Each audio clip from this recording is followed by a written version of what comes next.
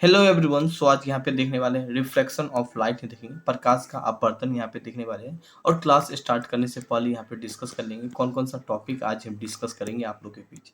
तो यहाँ पे देखिए, सबसे पहले डिस्कस करेंगे प्रकाश का अपवर्तन, जिन्हें हम बोलते हैं रिफ्लेक्शन ऑफ लाइट। फिर इन्हीं का कुछ पार्ट देखेंगे, लॉ ऑफ रिफ्लेक्शन यहाँ पे देखेंगे, अपवर्तन का नियम देखने वाले, चेंज इन रिफ्लेक्शन इंडेक्स देखेंगे, अपवर्तन परिवर्तन देखने वाले हैं। इनके बाद कुछ इनका एग्जाम्पल यहाँ पे देखने की कोशिश करेंगे। ठीक है, इनका कुछ एग्जाम्पल यहाँ पे देखेंगे। और फिर देखने वाले काफ़ी एक महत्वपूर्ण टॉपिक है इंटरनल रिफ्लेक्शन एंड, जिन्हें हम बोलते हैं आंतरिक परावर्तन, या आप ये इस चीज़ को सुने ही होंगे, पूर्ण आंतरिक परावर्तन, टोटल इंटरनल रिफ्लेक्शन देखेंगे। सर्कल एंगल यहाँ पे देखने की कोशिश करेंगे। और फिर देखेंगे यहाँ पे टोटल इंटरनल रिफ्लेक्शन का कुछ एग्जाम्पल यहाँ पे देखेंगे। और इन्हीं का ही एग्जाम्पल है ऑप्टिकल फाइबर, और इन्हीं का एग्जाम्पल है इंडोस्कोप। ठीक है, तो इन सभी को यहाँ पे हम देखने की कोशिश करेंगे। टोटल 10 टॉपिक समझ लीजिए अप्रॉक्स यहाँ पे डिस्कस कर लेंगे आप लोग के बीच यहाँ पे। ठीक है गाइस, तो देखते हैं वन बाय वन करके। हमेशा बोलते हैं कोई भी चीज़ समझ में नहीं आवे तो 102 बार देखिए, खुद पे खुद समझ में आ जाएगा। ये रिफ्लेक्शन ऑफ लाइट क्या होता है, तो अभी इससे पहले हम लोग क्या देखे, प्रकाश का परावर्तन देखे थे। तो ऑलरेडी आपको पता है कि हम कोई भी चीज़ देखते हैं तो वो परावर्तन का ही होता है। पहले इमेज, मान लीजिए प्रकाश का लाइट पड़ा इमेज पे और ये सीधा मैंने आँख पे पड़ा, फिर हम उसको देख पाते हैं, बस उसको ही रिफ्लेक्शन ऑफ लाइट बोलते हैं, मतलब प्रकाश का परावर्तन बोलते थे। ये अपवर्तनांक क्या होता है, रिफ्लेक्शन ऑफ लाइट क्या होता है यहाँ पे, अगर हम आपको समझाएं तो कोई भी वस्तु वो तिरछा दिखे। अच्छा, इनको हम एग्जाम्पल से समझ लेते हैं यहाँ पे। इस चीज़ को आप ये ज्यूम कर सकते हैं। मान लीजिए ग्लास है, ठीक है, दो हम एग्जांपल सेट किए, एक एग्जांपल ये, एक एग्जांपल ये है। ठीक है, एक खाली ग्लास में खाली पानी अभी नहीं डालिए और फिर पेंसिल के देखिएगा तो ये आपको सीधा दिखेगा, और जैसे ही आप पानी डालेंगे ना तो ग्लास में ना पेंसिल आपको कर्व थोड़ा सा दिखेगा, थोड़ा सा ऐसा लगेगा कर्व है। ठीक है, तो बस इसको ही रिफ्लेक्शन ऑफ लाइट बोलते हैं। और दूसरा एग्जाम्पल मान लीजिए यहाँ पे एयर है, ठीक है, और यहाँ वाटर सपोज है। ठीक है, अब जैसे ही कि प्रकाश का लाइट यहाँ पे जा रहा है तो ये प्रकाश का लाइट डालेंगे तो ये इस तरह आना चाहिए ना आपको, मगर नहीं, और आपको दिखेगा कैसे, ये यहाँ पे आपको दिखेगा। ठीक है, तो बस ये जो थोड़ा सा झुक जाना है ना, बस उसको ही हम क्या बोलते हैं, अभिलंब की ओर ये झुक जाता है तो इसको ही हम क्या बोलते हैं, प्रकाश का अपवर्तन बोलते हैं। थोड़ा सा टिल्ड देखना, थोड़ा सा तिरछा देखना। ठीक है, इसको ही हम अपवर्तन बोल देंगे यहाँ पे नाउ। और यही बात यहाँ भी मेंशन है, जो बात अभी हम डायग्राम में समझाए थे यही बात यहाँ भी मेंशन है। जब दो माध्यम, यहाँ पे दो माध्यम लेंगे, एक तो एयर लेंगे और दूसरा वाटर ले लेंगे यहाँ पे। ठीक है, वाटर ले लेंगे, दो माध्यम अलग करने वाली सतह अलग हो चुके हैं यहाँ पे। अलग करने वाले प्रकाश की आपतित किरण, मान लीजिए प्रकाश की आपतित किरण की दिशा में बदल जाती है। जाहिर सी बात है, जब प्रकाश जब आती है तो दोनों में बदल जाती है। यहाँ पे ऐसे आना चाहिए, बट ये यहाँ पे आने के बाद ऐसे हो जाता है, थोड़ा सा झुक जाता है, बदल जाती है। बस इस घटनाओं को ही हम अपवर्तन कहते हैं यहाँ पे, है ना। तो जो बात अभी हम बताए थे यही बात यहाँ भी मेंशन किया गया है। ठीक है, निर्वात में प्रकाश की गति अधिकतम होती है। यहाँ से कई बार क्वेश्चन पूछ लिया जाएगा, जो प्रकाश की गति है कहाँ पे अधिकतम होती है, तो निर्वात में अधिकतम होती है, जिसको हम वैक्यूम बोलते हैं यहाँ पे गाइस। नाउ आगे यहाँ पे देखें, जब प्रकाश विरल से सघन माध्यम में तिरछी प्रवेश करती है तो अभिलंब की ओर झुक जाती है। और कई बार ये एग्जाम्पल है, रिफ्लेक्शन ऑफ लाइट का एग्जाम्पल है। मैं हमेशा बोलता हूँ यहाँ से क्वेश्चन पूछा जाता है कि मान लीजिए यहाँ पे यही बात है, जब प्रकाश विरल माध्यम से, ये विरल माध्यम है जिनको हम रेयर बोलते हैं, और सघन मतलब डेंस बोलते हैं। डेंस मतलब पानी यहाँ पे भरा है। ठीक है, और विरल मतलब एयर, आप समझ सकते हैं। तो जब ये प्रकाश की लाइट आया तो यहाँ तक ऐसे आना चाहिए, जब आप देखोगे तो यहाँ पे ऐसे दिखेगा, वो नहीं, जैसे वो पानी में आप देखोगे, डेंस में देखोगे तो ये यहाँ पे आती है, यहाँ पे, है ना। तो बस इसको ही बोलते हैं, ये अभिलंब की ओर झुक जाती है। और यहीं से क्वेश्चन उसे ही हम क्या बोलेंगे, प्रकाश का अपवर्तन बोलेंगे यहाँ पे गैस। ठीक है, तो ये एग्जाम्पल से भी क्वेश्चन पूछ लिया जाता है कि जब प्रकाश विरल से सघन माध्यम में तिरछी प्रवेश करती है तो अभिलंब की ओर क्या झुक जाती है, या अभिलंब से दूर हो जाती है, तो आपके ऑप्शन होगा झुक जाती है, तो टिक लगा सकते हैं। ठीक है, और इन्हीं का और एक एग्जाम्पल देखिए, जब प्रकाश सघन माध्यम से, मान लीजिए सघन है, डेंस माध्यम है, ठीक है, डेंस माध्यम से विरल में जाती है, ठीक है, तो क्या होगा यहाँ पे, ये क्या होगा, दूर हो जाएगा यहाँ पे। ठीक है, यहाँ पे प्रवेश करती है तो अभिलंब से दूर हो जाती है, यहाँ पे वो झुक जाती थी, ये दूर हो जाती है, यहाँ पे मिस्टेक है, दूर हो जाती है यहाँ पे। तो बस इस पॉइंट को थोड़ा सा अपने को दी, ये एग्जाम्पल के रूप में। बाकी आप रिफ्लेक्शन ऑफ लाइट समझ लेना, ये एग्जाम्पल से ही क्वेश्चन पूछा जाता है। ये अक्सर कई बार एग्जाम में पूछा जाए, निर्वात में प्रकाश का गति क्या होता है, अधिकतम होता है। तो ये पॉइंट सबको हाईलाइट कर सकते हैं यहाँ पे ना, थोड़ा सा इनको देखें यहाँ पे। लेकिन जब प्रकाश से किरण सीधा अभिलंब के समांतर प्रवेश करती है तो वो पथ में कोई परिवर्तन नहीं होता है। तो ये बात यहाँ पे थोड़ा समझ लें, जब प्रकाश की किरण सीधा आया तो ये सीधा, और सीधा क्या होता है, कोई परिवर्तन नहीं होगा, अभिलंब से सीधा निकल जाएगा यहाँ पे, है ना। तो इस पॉइंट को थोड़ा सा समझ जाइएगा। नाउ आज तो गाइस यहाँ पे हम लोग देखने वाले next point, law of reflection देखेंगे। इतना नहीं आता है, फिर भी थोड़ा सा समझ जाइए, यहाँ पे हम ज्यादा डिस्कस नहीं करेंगे।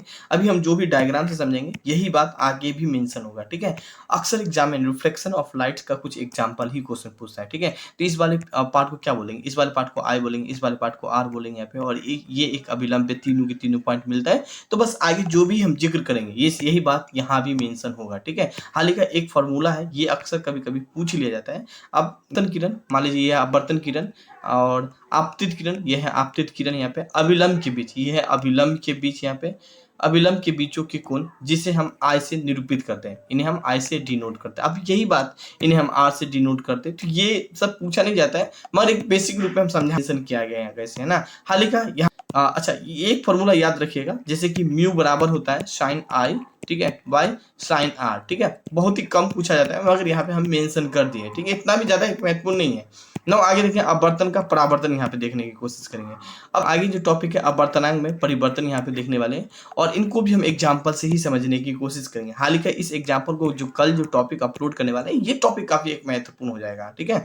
तो किसी माध्यम का अपवर्तनांक विभिन्न विभिन्न रंगों का, जिससे तरंगदैर्घ्य बोलते हैं, जिन्हें हम तरंगदैर्घ्य के प्रकाशों के रंग के लिए विभिन्न विभिन्न होता है। यहाँ पे जाहिर सी बात है रेड का वेवलेंथ थोड़ा सा कम होता है, मगर अगर इनको हम बहुत दूर तक देख सकते हैं, ठीक है। मगर बैगनी का जो वायलेट है, ठीक है, जो बैगनी है उसका वेवलेंथ ज्यादा होता है। तो यही बात यहाँ भी लिखा गया है और आगे जो भी बात यहाँ पे डिस्कस करें, हालांकि इस टॉपिक को हम कल भी डिस्कस करने वाले हैं। तरंगदैर्घ्य बढ़ने के साथ अपवर्तनांक का मान घट जाता है। तरंगदैर्घ्य जैसे ही बढ़ेगा ना तो उसका अपवर्तनांक कम हो जाएगा। तो तरंगदैर्घ्य मतलब वेवलेंथ, मान लीजिए लाइट का है ना, रेड कलर का लाइट का वेवलेंथ थोड़ा सा कम है, ठीक है, मगर इसका अपवर्तनांक बहुत ही ज्यादा, काफी सारा लाइट है, ठीक है, और इसमें रेड लाइट है तो हमें रेड लाइट ही दिखेगा, बस उसको ही हम बोलेंगे अपवर्तनांक, ठीक है। इसका अपवर्तनांक कम है। यहाँ पे बातों को समझ पा रहे ना।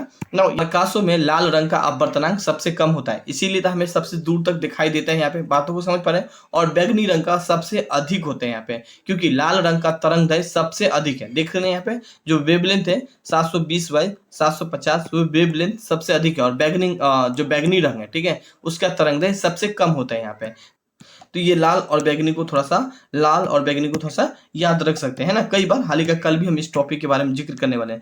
ताप बढ़ाने पे सामान्यतः अपवर्तनांक घट जाती है। ताप जैसे ही बढ़ाएंगे ना, मान लीजिए टेम्परेचर आएगा तो उसका अपवर्तनांक घट जाएगा और यह परिवर्तित बहुत ही थोड़ा होता है। यहाँ पे रिफ्लेक्शन ऑफ लाइट का कुछ एग्जांपल यहाँ पे देखें तो बेस्ट एग्जांपल है, ये कई बार क्वेश्चन पूछा गया है कि जब हम पेंसिल को किसी बीकर में डालते हैं, ठीक है, पानी से भरा हुआ है, तो वो पेंसिल किस तरह दिखती है, झुका हुआ दिखती है या सीधा दिखती है। तो आपका पेंसिल थोड़ा सा झुका हुआ दिखती है, ठीक है। यहाँ पे देख रहे हैं ऐसा आना चाहिए, मगर ये देखिए यहाँ पे पेंसिल ऐसा नहीं आया, यहाँ से आया, ऐसा लग रहा है कट गया यहाँ पे।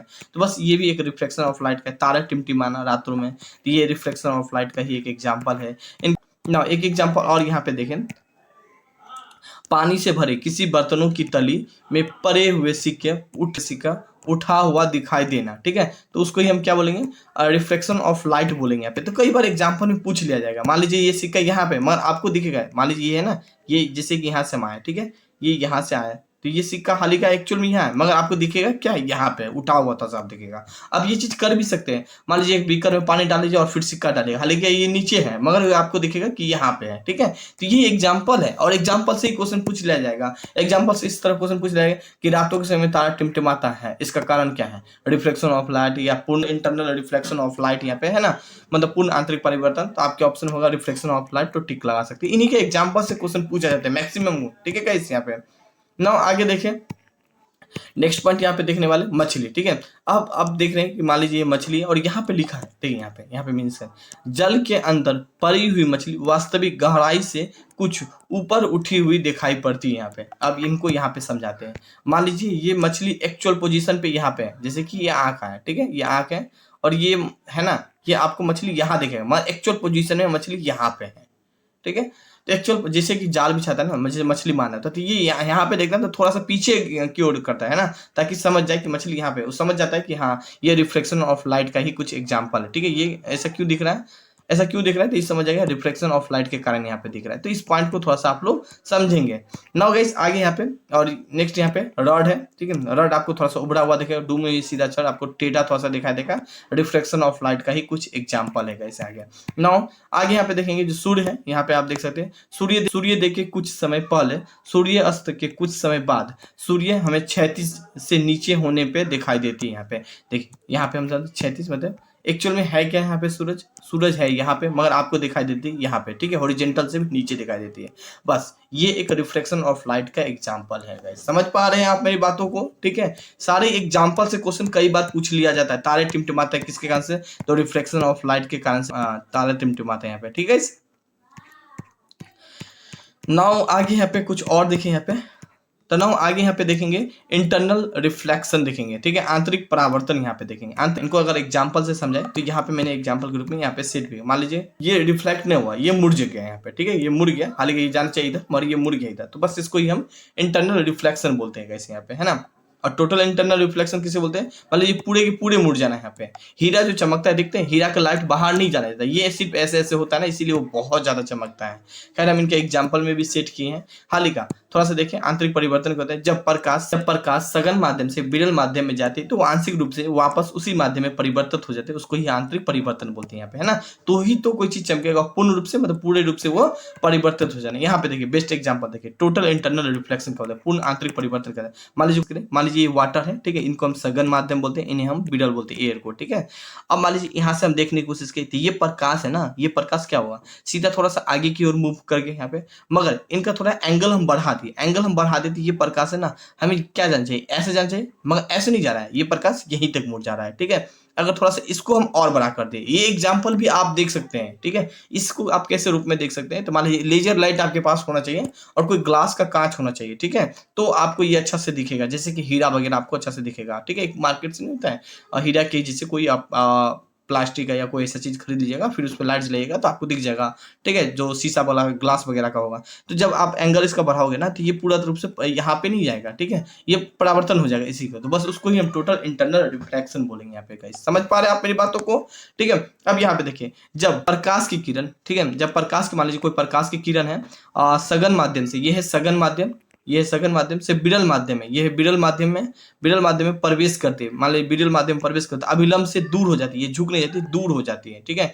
यहाँ से क्या होता है, दूर हो जाती है, दूर मतलब यहाँ पे दूर होती है, ठीक है। इस तरह कोण बढ़ाएंगे तो ये और दूर हो जाएगी, ठीक है। इस तरह अगर हम और यहाँ से देखने की कोशिश करें तो इस तरह हो जाएगी, कैसे पे ना, तो बस ये दूर हो जाए, जैसे हम कोण बढ़ाए दूर हो, बस उसको ही हम टोटल इंटरनल रिफ्लेक्शन बोलेंगे, ठीक है ना। और हाँ, थोड़ा सा और यहाँ पे देखिए, जैसे जैसे आपतन कोण, ठीक है, बढ़ता है, मान लीजिए आपतन यहाँ पे, मान लीजिए जैसे ये आपतन कोण हो गया, जैसे जैसे आपतन कोण को हम यहाँ से बढ़ाएं तो ये यहाँ तक गया, ठीक है। अब क्या है, वैसे वैसे आपवर्तन कोण के किरण भी बढ़ता जाता है, फिर यहाँ से हम बढ़ाने की कोशिश करें, एंगल बढ़ाना है, बस यहाँ पे लिखा ना एंगल बढ़ाना है, यहाँ पे एंगल यहाँ से फिर बढ़ाने की कोशिश करें तो ऐसे आया, फिर थोड़ा और ऐसे कर दिए तो ऐसे आया यहाँ पे, है ना, फिर थोड़ा और बढ़ा दिए यहाँ पे तो ऐसे आ गया यहाँ पे, तो ये पूरा रिफ्लेक्ट हो गया। बस आपतन कोण π/2 तक हो सकता है यहाँ पे, एक बेसिक रूप में इस वाले बातों को समझ सकते हैं। यदि आप क्या लिखा है, यदि आपतन कोण बढ़ा दिया जाए, आपतन कोण के यहाँ पे मान लीजिए ये आपतन कोण यही था ना, आपतन कोण को अगर हम बढ़ा दें, पहले यहाँ से स्टार्ट किए थे, अब हम यहाँ से कर लिए, ठीक है, इन्हें हम बढ़ा के यहाँ पे ले आए, ठीक है, अब बढ़ा के दूसरा यहाँ तक ले आए, θ2 कर दिए, तो आपवर्तन संभव नहीं हो सकता, आपवर्तन संभव नहीं हो सकता, यहाँ पे संभव नहीं होता है। आपतित किरण पूर्ण रूप से परावर्तित हो जाएगी, आपतित किरण पूर्ण रूप से परावर्तित हो जाएगी, और इसे ही हम बोलते हैं टोटल इंटरनल रिफ्लेक्शन बोलेंगे यहाँ पे। नाउ यहाँ पे बात करने वाले क्रांतिक कोण क्या होता है, तो बहुत ही कम के बराबर ही पूछा जाता है। क्रांतिक कोण वह आपतन कोण जिसके लिए आपवर्तन कोण 90 डिग्री होता है, यहाँ पे एक बेसिक रूप है, बहुत ही कम के बराबर।